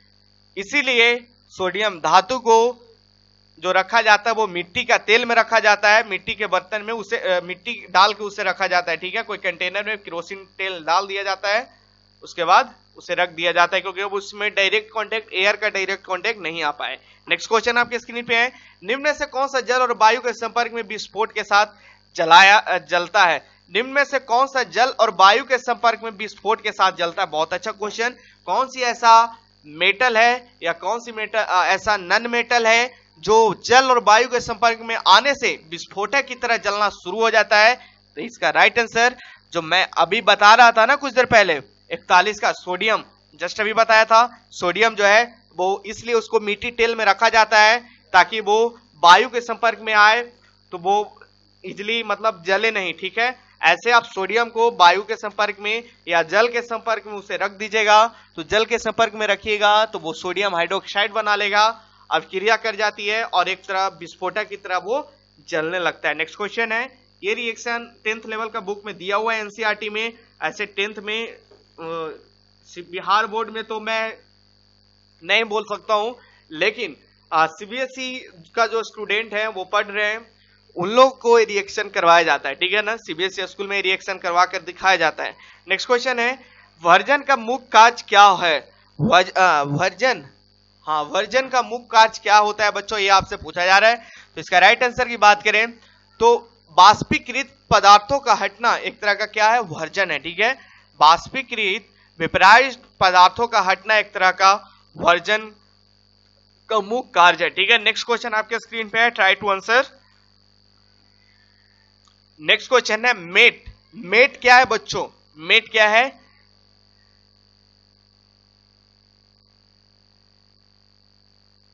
मेट एक तरह का Cu2S और FeS का मिश्रण है। हूबहू इसे याद रखना है, जैसे मैं कुछ देर पहले आपको बताया था सोल्डर किसका मिश्रण है, ये भी बताया था, ये भी बहुत ज्यादा इंपॉर्टेंट क्वेश्चन है। उसके बाद एक दो और मैं आपको बताया था, वो सब याद रखिए। पीतल, पीतल किसका मिक्सचर है, ये भी बताया था। ये सब वेरी वेरी इंपॉर्टेंट क्वेश्चन। मेट से ज्यादा वो सब जो क्वेश्चन मैं बता रहा हूं वो इंपॉर्टेंट है, इसे अगर याद करना तो इसे याद रखिएगा, ठीक है। नहीं तो इसे स्किप कर सकते हैं, पूछने का पॉसिबिलिटी कम है, लेकिन एक बार आपको माइंड में होना चाहिए, ठीक है। निम्न में से कौन सा कण इलेक्ट्रॉन के द्रव्यमान के समान द्रव्यमान रखता है? कौन सा कण इलेक्ट्रॉन के द्रव्यमान के समान द्रव्यमान रखता है, ये आपसे पूछा जा रहा है। तो इसका राइट आंसर पोजिट्रॉन। पोजिट्रॉन एक ऐसा कण है बच्चों जिसका इलेक्ट्रॉन के द्रव्यमान के समान द्रव्यमान होता है, यानी जो मास होता है हूबहू इलेक्ट्रॉन की मास की तरह होता है। इसका राइट आंसर की बात करें पोजिट्रॉन। नेक्स्ट क्वेश्चन को मूव ऑन करें, इसे याद रखिए सर। हाँ जी, ये क्वेश्चन याद रखिए और ये क्वेश्चन वेरी वेरी इंपॉर्टेंट होगा। नेक्स्ट क्वेश्चन है पुच्छल तारे के पूछ होने के कारण, पुच्छल तारे की पूछ होने के कारण क्या है, ये आपसे पूछा जा रहा है, ठीक है। चलिए इसका राइट आंसर सभी लोग बताएं। हाँ, इसका राइट आंसर की बात करें कि पुच्छल तारे की पूछ होने के कारण, पुच्छल तारे पर पानी की बाष्पीकरण के कारण ऐसा होता है बच्चों, ठीक है। नेक्स्ट क्वेश्चन, इसे याद रखिएगा, इसमें कोई लॉजिक नहीं है। प्रथम परमाणु मॉडल निम्न में से किसने दिया था? सबसे पहले जो परमाणु मॉडल था, एटॉमिक मॉडल था, वो किसके द्वारा दिया गया था, किस साइंटिस्ट के द्वारा दिया गया था? ये क्वेश्चन वेरी वेरी इंपॉर्टेंट होना चाहिए। ये क्वेश्चन 10th का बुक में दिया हुआ है। और इसका राइट आंसर की बात करें तो जे थॉमसन के द्वारा सबसे पहले परमाणु मॉडल, सबसे पहले मैं बात कर रहा हूं, सबसे पहले परमाणु मॉडल जे थॉमसन के द्वारा दिया गया था बच्चों, ठीक है। नेक्स्ट क्वेश्चन को मूव ऑन करते हैं। और आपको पता होना चाहिए जे थॉमसन जो है इलेक्ट्रॉन का डिस्कवरर के, इलेक्ट्रॉन का खोज उसने ही किया था, है ना। नेक्स्ट है ब्लैक होल क्या है? ब्लैक होल सुने भी होंगे कि आज ब्लैक होल है, न्यूज पे अक्सर दिया जाता है ब्लैक होल आने वाला है। तो ब्लैक होल है क्या, ये आपसे पूछा जा रहा है। इसका राइट आंसर की बात करें, सभी लोग से राइट आंसर आना चाहिए 47 का। इसका राइट आंसर है अंतरिक्ष में मिलने वाला उच्च घनत्व का पदार्थ। अंतरिक्ष में मिलने वाला उच्च घनत्व के पदार्थ एक तरह का क्या है, ब्लैक होल। और गाइज अभी तक जो वीडियो को लाइक नहीं किया, फटाफट वीडियो को लाइक करके 100+ का लाइक का टारगेट आप लोग पूरा कर दे, ठीक है गाइज। और वीडियो को शेयर करें, सभी लोग शेयर करें, क्योंकि अगर चाहते हैं कि आपको गवर्नमेंट कॉलेज चाहिए तो वीडियो देखना बहुत ज्यादा जरूरी है। और वीडियो शेयर करें ताकि जितने बच्चों रहेंगे उसी के अनुसार यहाँ पे सेशन ऑर्गेनाइज करवाया जाएगा। अगर आप लोग सक्षम है 500+ बच्चों को जोड़ने में चैनल के साथ लाइव सेशन में, मैं तो बोल रहा हूँ कि टेस्ट जो है, टेस्ट बहुत जल्द आपको इस चैनल पे स्टार्ट हो जाएगा। मैं खुद टेस्ट बहुत जल्द इस चैनल से आपको करवा दूंगा अगर लाइव में 500+ जोड़ देते हैं तो, ठीक है गाइज। ये आप पे निर्भर करती है। कुछ टास्क हम लोग भी करते हैं, कुछ टास्क आपको भी करना पड़ेगा, क्योंकि गाइज ये देखिए एक स्टडी इंडिया अड्डा जो है ये हमारा और आपका दोनों का फैमिली है, ठीक है ना। ये हम लोग दोनों के माध्यम से चलता है, इसलिए जितना हक मेरा है आपका भी हक इस पे उतना है, ठीक है गाइज। नेक्स्ट क्वेश्चन है साम्यावस्था में एक उत्क्रमणीय अभिक्रिया में 2 अभिकारक है, यदि अभिकारक का सांद्रता दुगनी कर दिया जाए तो साम स्थिरांक क्या होगा? भाई ये क्वेश्चन करवाया हुआ है, very very very very important question नहीं, इस टाइप का क्वेश्चन वेरी वेरी इंपॉर्टेंट नहीं है, क्योंकि 10th लेवल का क्वेश्चन नहीं है, फिर भी ये क्वेश्चन इस चैनल पे करवाया हुआ है, थोड़ा सोचिए उसके बाद बताइए, ठीक है।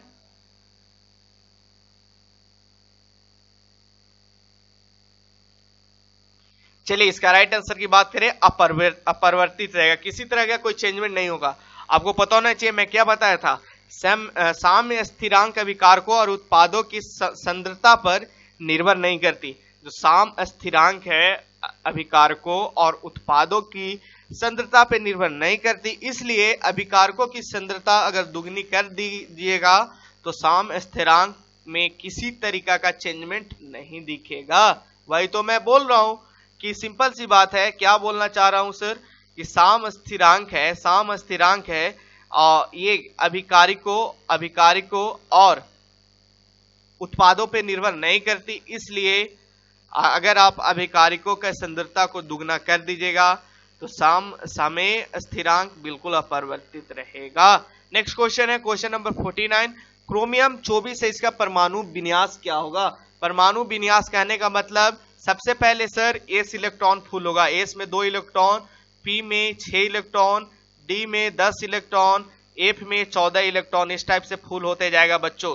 तो उसी तरीका से 24 है तो इलेक्ट्रॉनिक की संख्या क्या होना चाहिए, न्यूट्रल एटम में जेड जो होता है प्रोटॉन के बराबर होता है, इलेक्ट्रॉन के बराबर होता है, इलेक्ट्रॉन 24। गिन लीजिए किसमें 24 है, लेकिन गिनने के साथ ये भी याद हो, सबसे पहले आपको सोचना पड़ेगा कि सबसे पहले जो होता है वो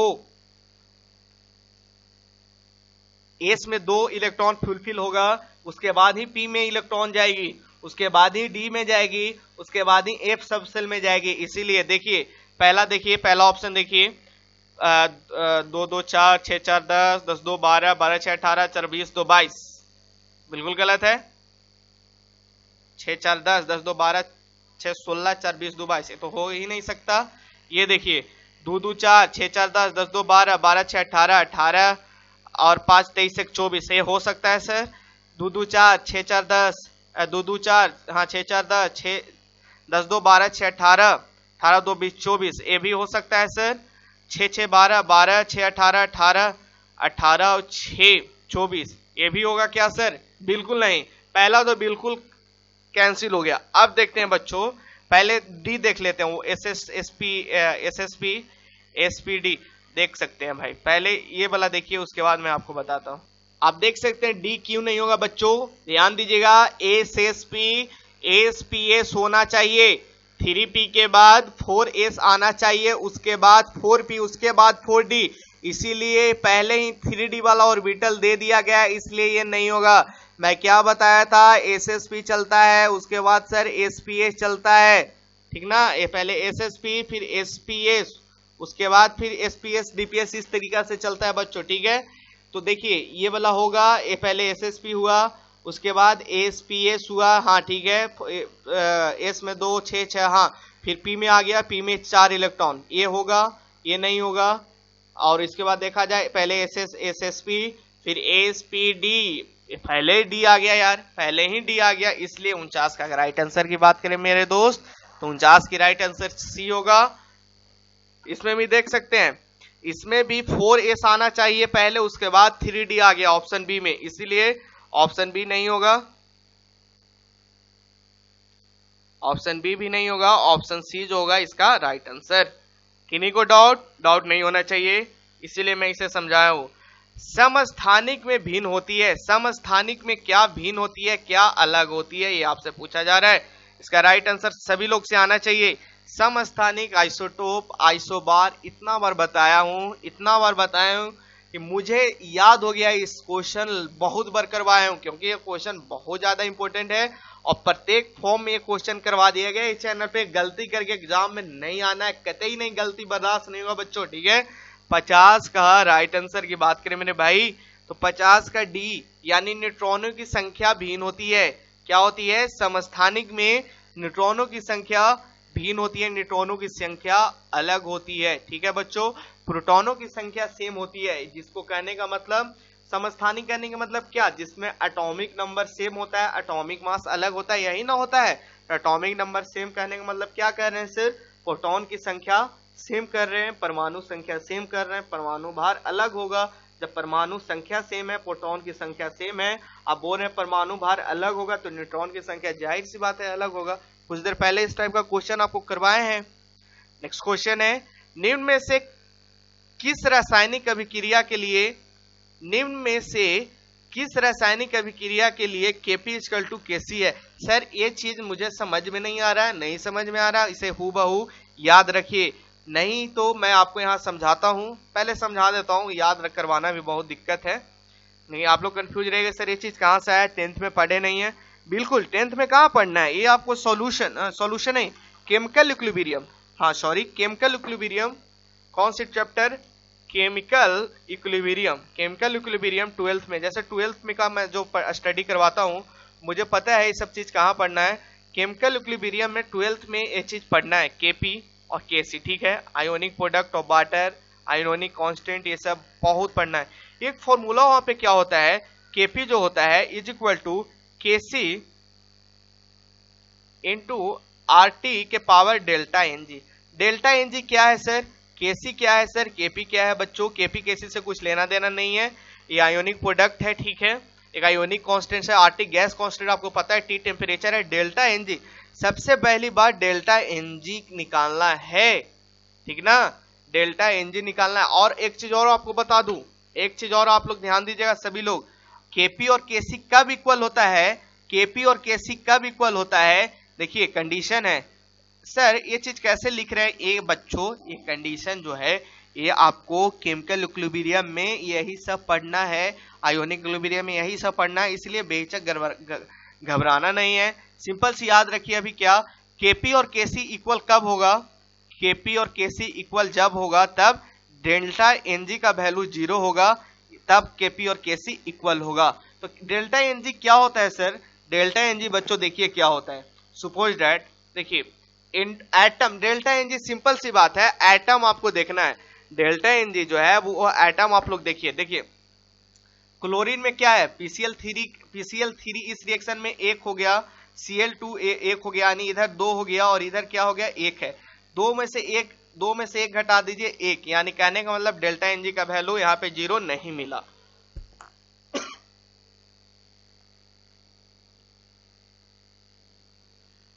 हाँ sir, next question, next option देखते हैं, देखिए NO 2 आइटम है और इधर एक यानी इधर 2, यानी यहाँ पे डेल्टा Ng जो है सर 2 इधर हो गया और इधर भी 1 और 1 2 हो गया, देखिए 1 × 1 और 2 1, यानी इधर भी 2 और इधर तो 2 है ही, 2 में से 2 गया 0 हो गया सर, बिल्कुल बच्चों 0 हो गया। और इधर और ये रिएक्शन में देखें और देखिए आपसे कंडीशन पूछ क्या रहा है, Kp = Kc, Kp = Kc यानी डेल्टा Ng का वैल्यू 0 लाना है, तो डेल्टा Ng तो 0 आ गया किस में, ऑप्शन बी में, इसलिए ऑप्शन बी इसका राइट आंसर। ऑप्शन सी भी देख लीजिए, इसमें भी delta Ng does not equal to 0 मिलेगा, आप देख सकते हैं, आप खुद हूबहू देख लीजिएगा, डेल्टा Ng इसमें भी डज नॉट इक्वल टू 0, ठीक है बच्चों। इसलिए यहाँ पे मैं आपको बहुत समझाने का कोशिश किया हूँ ये क्वेश्चन में, लेकिन अगर समझ में आ जाता है बहुत अच्छी, नहीं समझ में आता है तो घबराना नहीं है, बिल्कुल घबराना नहीं है, क्योंकि बच्चों ये जो कॉन्सेप्ट है वो आपके लेवल का नहीं है, ये कॉन्सेप्ट 11th का डीपली कॉन्सेप्ट है, ठीक ना।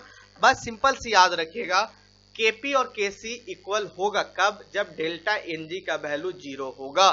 सर क्या बोलना चाह रहे हैं, Kp और Kc इक्वल तब होगा जब डेल्टा Ng का वैल्यू 0 होगा।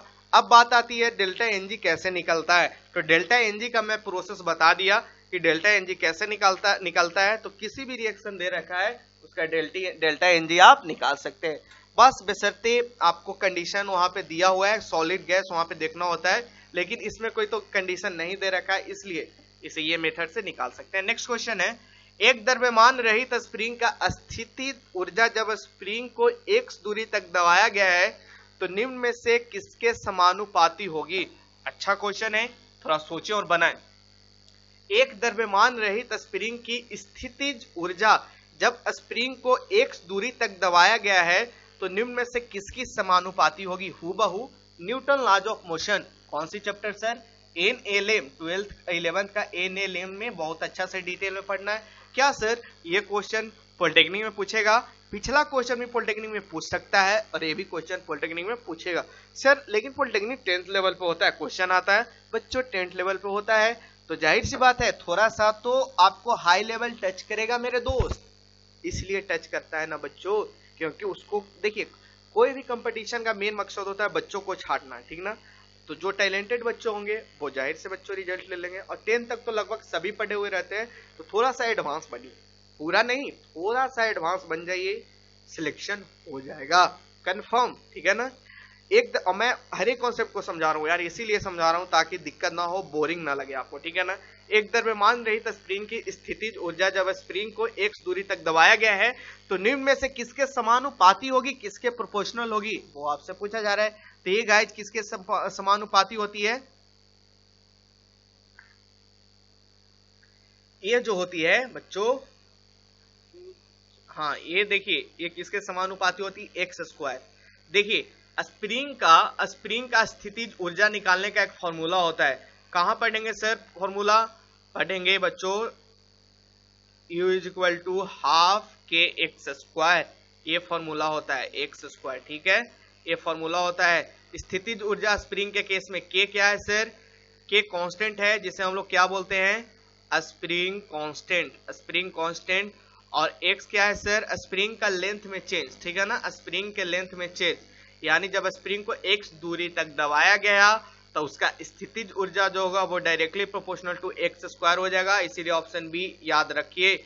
सर ये फॉर्मूला याद रखिए, याद कर ले क्या, हाँ हूबहू फॉर्मूला याद रख लीजिए, क्योंकि आपसे क्वेश्चन दे देगा, इसी में आपसे क्वेश्चन क्या देगा, आपसे देगा कि एक द्रव्यमान रहित स्प्रिंग को जब हम लोग उसे खींचते हैं तो उसका जो एक्स है, एक्स दूरी तक उसको खींचते हैं, यानी 3 मीटर तक खींचते हैं, और उसका स्प्रिंग कांस्टेंट दिया हुआ है, सपोज दैट कुछ स्प्रिंग कांस्टेंट आपको वैल्यू दे देगा तो आपसे पूछ देगा स्थितिज ऊर्जा, तो ये फॉर्मूला पता रहेगा तभी आप इसे निकाल सकते हैं, वरना आप नहीं इसे निकाल पाइएगा।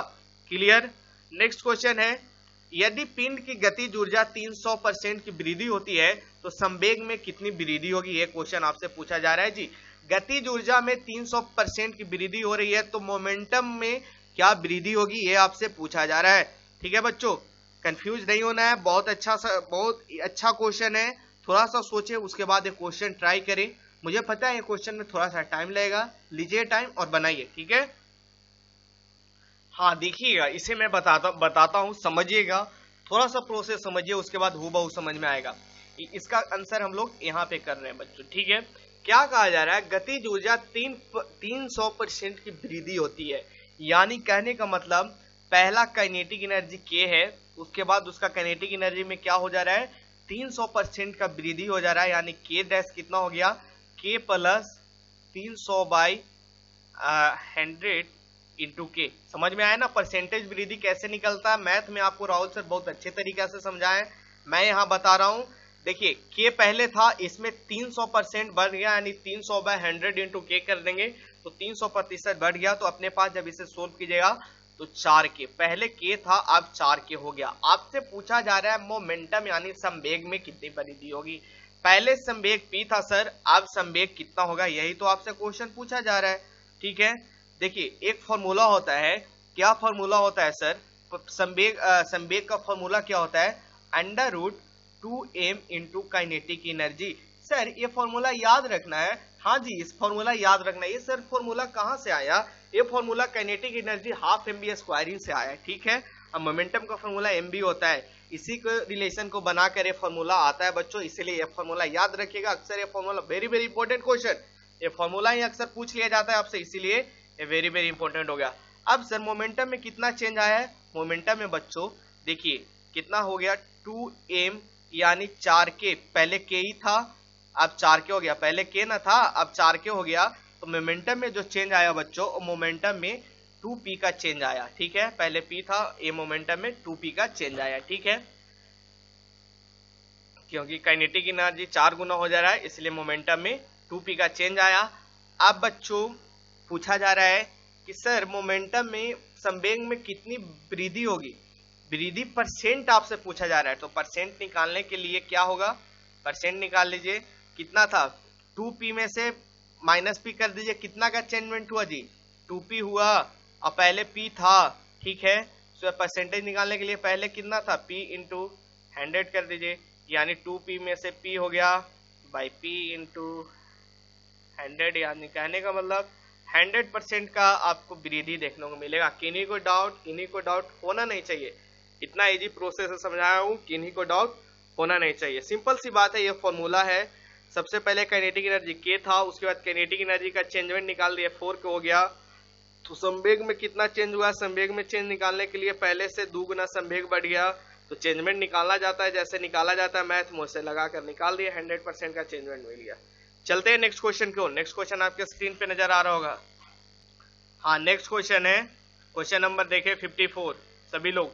किरचॉफ का द्वितीय नियम, किरचॉफ का सेकेंड नियम किस चीज का संरक्षण नियम पे आधारित है? हूबहू इसे याद रखना है।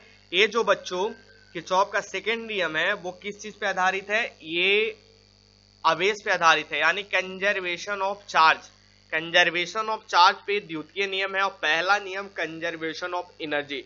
किरचॉफ का फर्स्ट नियम किसके संरचना पे आधारित है? तो वो ऊर्जा होगा। ठीक है, एक क्वेश्चन ये बना, किरचॉफ का सेकंड नियम किसके संरक्षण पे नियम पे आधारित है? वो आवेश के नियम पे आधारित है, यानी इसका राइट आंसर चार्ज होगा। Sorry, just hold a second, just hold a second, मैं उल्टा बोल दिया भाई, उल्टा हो गया है ना, ध्यान दीजिएगा। 54 का मैं उल्टा बोल दिया, वही तो मैं कंफ्यूज हो रहा था। Just hold a second. हाँ, किरचॉफ का द्वितीय नियम है बच्चों, द्वितीय नियम पूछ रहा है, सेकेंड लॉ। किरचॉफ का सेकेंड लॉ जो है वो किसके संरक्षण नियम पे आधारित है? तो ये बच्चों ऊर्जा पे है, ठीक है ना। सेकेंड नियम जो है वो ऊर्जा पे आधारित है, और पहला नियम आवेश पे है। पहला नियम आवेश पे है, और सेकेंड जो है, सेकेंड नियम वो किस पे है? वो कंजर्वेशन ऑफ एनर्जी पे है। नेक्स्ट क्वेश्चन आते हैं, किन्हीं को डाउट नहीं होना चाहिए यहाँ पे। हाँ, एक कण जो चुंबकीय क्षेत्र की लंबवत गति कर रहा है का पथ होगा, ये करवाया हुआ यार, ये कौन सा पथ होगा? इसे थोड़ा फास्ट कर लेते हैं, इसे कुछ समझना नहीं है। एक वृत्त होगा, ठीक है ना। एक कण जो चुंबकीय क्षेत्र के लंबवत गति कर रहा है, तो उसका पथ क्या होगा? वृत्त होगा। कैसे निकालना है? मैं हैंड रूल भी बताया था आपको, रूल समझाया था, तो टाइम वेस्ट नहीं करना। जो क्वेश्चन करवा दिया गया उस पर टाइम वेस्ट अपने को उतना नहीं करना है, ठीक है। नेक्स्ट क्वेश्चन है, एक 1.5 मीटर लंबाई की तार 5 एम्पियर की धारा प्रवाहित हो रही है, जब इसको 2 टेस्ला की चुंबकीय क्षेत्र में रखने पर 7.5 न्यूटन का बल लग रहा है, तो चुंबकीय क्षेत्र और विद्युत धारा के बीच एंगल क्या होगी? ये क्वेश्चन है, अच्छा क्वेश्चन है, थोड़ा सा सोचे। और ये क्वेश्चन आपको लग रहा होगा कि मेरे लेवल का नहीं है सर, कोई बात नहीं, आपके लेवल का नहीं है, कैसे आप ही का लेवल क्या बच्चों, क्योंकि भाई पॉलिटेक्निक में थोड़ा सा लेवल ऊपर पूछा जाता है 10th से। मैं बार बार बोल रहा हूँ, 10th का लेवल 12th में पूछेगा, इसलिए इस टाइप का क्वेश्चन आपको करवाया जा रहा है, ठीक है ना। मुझे तो ये भी करवा दिया जाता है कि मैग्नेटिक का सूत्र क्या होता है, चुंबकीय क्षेत्र का यूनिट क्या होता है, एम्पियर का फॉर्मूला, करंट का फॉर्मूला क्या होता है, एम्पियर किसका यूनिट है, ये सभी बच्चों का पता है यार। तो थोड़ा सा एडवांस बनिए, मेरा कहने का मतलब ये है कि भाई थोड़ा सा एडवांस बनो, अगर अच्छा रैंक चाहिए, अच्छा ब्रांच चाहिए, ठीक ना। मैं जब बात बोल रहा हूँ अच्छे से समझ में आ ही रहा होगा। सिंपल सी बात है, आपको ये निकालना है भाई, फोर्स भी दे रखा है कितना, और साइन थीटा निकालना है। तो सही बात है सर, ये फॉर्मूला याद रखना है क्या? बिल्कुल ये फॉर्मूला याद रखिए। फोर्स कितना दे रखा है सर? 7.5 न्यूटन दे रखा है। बी कितना दे रखा है सर? 2 टेस्ला। हाँ जी, बी दे रखा है 2 टेस्ला। टेस्ला किसका यूनिट है? टेस्ला चुंबकीय क्षेत्र का यूनिट है, ठीक है ना। 2 टेस्ला दे रखा है। उसके बाद आई कितना दे रखा है? 5 एम्पियर दे रखा है सर। लेंथ भी दे रखा है 1.5 मीटर लंबा है। साइन थीटा का वैल्यू नहीं निकल जाएगा, सिंपल सी मैथ है। साइन थीटा कितना आ जाएगा जब इसे सोल्व कीजिएगा? तो साइन थीटा कितना हो जाएगा? इधर से 15/75 यानी 7.5 कैंसिल हो जाएगा, यानी कहने का मतलब 1/2। साइन थीटा जो आ गया बच्चों, क्या आ गया? 1/2। साइन थीटा कौन सी एंगल पे 1/2 होता है? 30 डिग्री पे साइन थीटा 1/2 होता है। सभी को पता होना चाहिए। नहीं पता है तो आप बिल्कुल मान लें अपने आप को कि पढ़ाई नहीं कर रहे हैं। साइन थीटा कॉस थीटा का वैल्यू अगर नहीं पता है तो ये मान लीजिए कि पढ़ाई नहीं कर रहे हैं, और जिनको पता है समझिए उनका बहुत अच्छा प्रिपरेशन चल रहा है, ठीक है। तो साइन 30 डिग्री पे जो आपके हाफ वैल्यू मिलता है, इसीलिए चुंबकीय क्षेत्र और विद्युत धारा के बीच जो कोण होगा वो 30 डिग्री होगा। मैं फिर से बता रहा हूँ फॉर्मूला, नोट डाउन कर लीजिएगा। F = BI साइन थीटा होता है, ठीक है। BIL साइन थीटा होता है, इसलिए बी मैग्नेटिक फील्ड I जो हो गया वो करंट हो गया, L क्या हो गया बच्चों लंबाई हो गया, और साइन थीटा चुंबकीय क्षेत्र और विद्युत धारा के बीच एंगल, उसे हूबहू याद रखेंगे। नेक्स्ट क्वेश्चन आइए।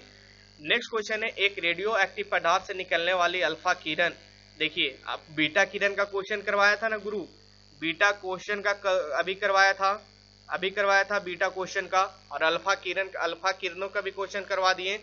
अल्फा किरण जो होता है डबल आवेशित हीलियम परमाणु, रेडियो एक्टिव पदार्थ से निकलने वाली अल्फा किरण क्या है, अल्फा किरण डबल आवेशित हीलियम परमाणु है बच्चों, यानी हीलियम +2 ठीक है ना, डबल आवेशित हीलियम, ठीक है बच्चों। नेक्स्ट क्वेश्चन को मूव ऑन करें। और मैं अभी बीटा किरणों वाला भी करवाया था, वेरी वेरी इंपॉर्टेंट क्वेश्चन, ये भी क्वेश्चन इंपॉर्टेंट, पिछला वाला भी क्वेश्चन। बीटा किरण क्या था कि पॉजिटिव चार्ज या प्रोटॉनों की संख्या थी, है ना। चलिए नेक्स्ट क्वेश्चन को मूव ऑन करते हैं। किन्हीं को डाउट नहीं होना चाहिए, याद होना चाहिए, रेडियो एक्टिव पदार्थ में निकलने वाली अल्फा किरण डबल आवेशित हीलियम परमाणु होता है, नहीं हीलियम पे 2+ चार्ज होता है। और आपको मैं बीटा किरण वाला भी बताया, बीटा किरण भी याद रखना है, और गामा किरण सब निकलती है वहां पे किसी तरीका के कोई चार्ज नहीं होता है, बिल्कुल न्यूट्रल होता है बच्चों, ठीक ना। आते हैं नेक्स्ट क्वेश्चन की ओर। यदि बल और बल की दिशा में विस्थापन दुगनी हो जाए तो कार्य क्या होगी भाई, अच्छा क्वेश्चन है, बस सिंपल सी फॉर्मूला लगाकर बता देना है आपको 58 का, ठीक है। देखिए 58 क्या कहा जा रहा है, यदि बल और बल की दिशा में विस्थापन दुगनी हो जाए तो कार्य क्या होगी, ये बताया था सभी को। फोर्स और डिस्प्लेसमेंट का डॉट प्रोडक्ट क्या होता है, वर्क होता है, कार्य। तो सिंपल सी बात है भाई, देखिए क्या कहा जा रहा है बच्चों, बल और बल की दिशा में विस्थापन दुगना कर दिया जाए, यदि बल और बल की दिशा की विस्थापन दुगनी हो जाती है, यानी 2F हो जाएगा, बल हो गया, बल की दिशा विस्थापन जो है इसे भी 2S कर दिया जाए तो क्या हो जाएगा, जो आपके पास होगा वो 4 गुना बढ़ जाएगा 58 का। सभी लोग से राइट आंसर आना चाहिए, 58 का जो कार्य होगा वो कितना बढ़ जाएगा, 4S cos थीटा, 4 गुना बढ़ जाएगा जी। ऑप्शन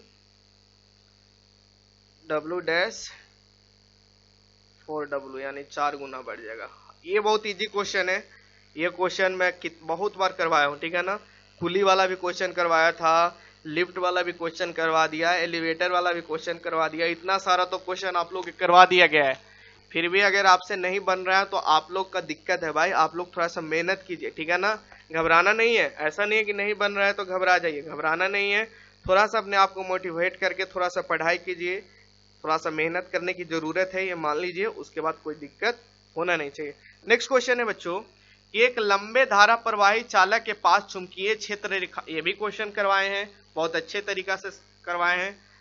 लंबे धारा प्रवाही चालक के पास चुंबकीय क्षेत्र रेखाओं की दिशा, फटाफट इसका राइट आंसर सभी लोग करेक्ट आंसर बताएंगे, कितने देख रहे हैं करेक्ट आंसर सभी से आना चाहिए। 59 के सी, 59 के राइट आंसर क्या होगा बच्चों, सी, चालक के लंबवत तल के वृत्ताकार होगी। अभी यही क्वेश्चन पूछा गया था ना, वृत्ताकार वाला भी मैं क्वेश्चन एक करवाया कुछ देर पहले, बस क्वेश्चन चेंज करके क्वेश्चन पूछा था, अब वही क्वेश्चन को फिर चेंज करके क्वेश्चन पूछ दिया यहाँ पे। तो ये सब क्वेश्चन देखिए, साइंस का क्वेश्चन एक ही फिनोमेना पे बहुत क्वेश्चन बन सकता है, ठीक है, इसीलिए थोड़ा सा दिमाग लगाकर पढ़िए और कोई दिक्कत होना नहीं चाहिए। ये भी क्वेश्चन करवाया हुआ, लेकिन मैं क्वेश्चन इसे बनाऊंगा। और देखिए अवगाड्रो संख्या हूबहू इसे याद रखना है, अवगाड्रो संख्या याद रखना है, कितना होता है, वेरी वेरी इंपॉर्टेंट क्वेश्चन, 6 × 10⁻23 प्रति मोल है, और विद्युत आवेश इतना कूलम है, तो फ्राडे की संख्या क्या होगी, ये आपसे पूछा जा रहा है, फ्राडे की संख्या क्या होगी। सिंपल सी बात है भाई, क्या होगी सर, निकालते हैं, निकालिए, 1-2 बच्चों से तो करेक्ट आंसर आना चाहिए, फ्राडे की संख्या क्या होगी।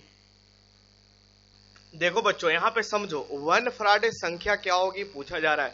सबसे पहली बात, 1 फ्राडे चार्ज जो होती है वो डायमेंशनल लेंस क्वांटिटी है इलेक्ट्रिक चार्ज को मेजर करने का, ठीक है, 1 फ्राडे, ठीक है बच्चों। 1 Faraday is equal to 6 × 1 Faraday is equal to, देखिए 1 फ्राडे किसके बराबर होता है, 6 × 23 × 10⁻23 इलेक्ट्रॉन चार्ज कैरियर के बराबर। ये हम नहीं कर रहे, ये फ्राडे नाम के साइंटिस्ट ने बोले हैं, ठीक है, इसे याद रखें क्या सर, हाँ इसे याद रखिए। तो बच्चों 6 इंटू 23 इंटू 10⁻23 विद्युत आवेश, एक इलेक्ट्रॉन की चार्ज कैरियर, विद्युत आवेश कितना दे रखा है देख सकते हैं 1.6 इंटू 10⁻19 कूलम। इलेक्ट्रॉन पे चार्ज कितना होता है 1.6 इंटू 10⁻⁻19 कूलम। ऐसा कोई ऑप्शन में है? जी सर, ऐसा ऑप्शन में दे रखा है, ये देख सकते हैं। 6.23 कहने का मतलब approx 6 into 10⁻23 into 1.6 into 10⁻⁻19 coulomb, इसलिए ऑप्शन ए इसका राइट आंसर होगा। देखिए फराडे की संख्या सिंपल सी याद रखिएगा, equivalent to 6 into 6.23 into 10⁻23 electron charge carrier के बराबर होता है, या फिर अवगाड्रो नंबर के बराबर 1 मोल ऑफ बोल सकते हैं, 1 मोल के इक्विवेलेंट भी होता है, या फिर अवगाड्रो नंबर इंटू 1.6 इंटू 10⁻19 कूलम के बराबर होता है, ये भी बोल सकते हैं। इसीलिए गाइस देखिए 6 इंटू 6.23 इंटू 10⁻23 कहने का मतलब ये नहीं, यानी अवगाड्रो नंबर कहने का मतलब इतना इलेक्ट्रॉन चार्ज कैरियर के बराबर होता है। आपको पता है इलेक्ट्रॉन चार्ज कैरियर पे कितना चार्ज होता है 1.6 इंटू 10⁻19, इसलिए इसका जो राइट आंसर होगा बच्चों ऑप्शन ए। ठीक है, आज का सेशन यहीं पे समाप्त किया जाता है, और मैं आपसे फिर से बोलता हूं कि गाइज एक बार ये सेशन को देखने के बाद आपको पीडीएफ मिलता है तो पीडीएफ जरूर बना लीजिएगा। और मैं इतना मेहनत आप लोग के लिए कर रहा हूं, इसलिए आप लोग भी मेहनत करना बहुत ज्यादा जरूरी है, और डेडिकेशन से साथ मेहनत कीजिए, वीडियो को शेयर करें, और जो आपको लाइक का रेशियो दे रखा है 100+ लाइक जल्दी से पुराएं, और जल्दी से 500+ बच्चों को लाइव लाएं। उसके बाद आपको टेस्ट इस चैनल से फ्री ऑफ कॉस्ट टेस्ट दिया जाएगा।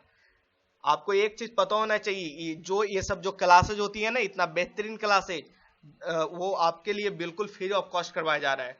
ये सब क्लासेस पेड कोर्स चलती है, लेकिन हम लोग लॉकडाउन को देखते हुए बिल्कुल फ्री ऑफ कॉस्ट आप लोग के दे रहे हैं।